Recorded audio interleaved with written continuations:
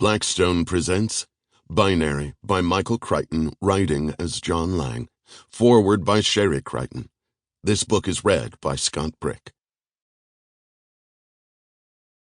Foreword by Sherry Crichton. It is such an honor and pleasure to see the John Lange books freshly and newly published by Blackstone, to reintroduce these books to fans and also present them to a whole new generation of readers.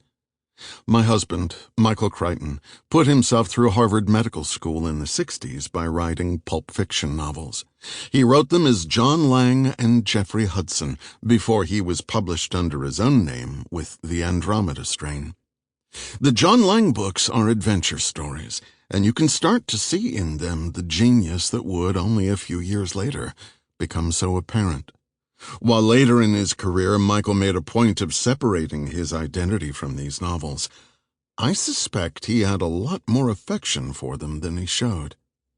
The books are set in the late 60s and 70s, and were his tribute to Ian Fleming's James Bond novels and to one of his favorite Alfred Hitchcock films, To Catch a Thief.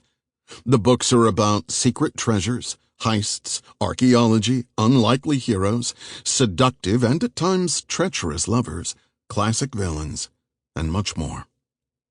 I look at these John Lange novels with great affection as I picture Michael studying medicine day and night and writing these fun books over school breaks and holidays.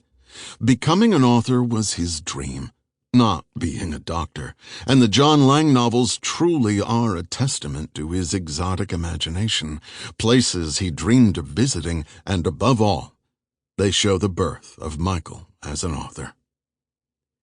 In an interview from December 2000, Michael shared details of the beginning of his career in the 60s.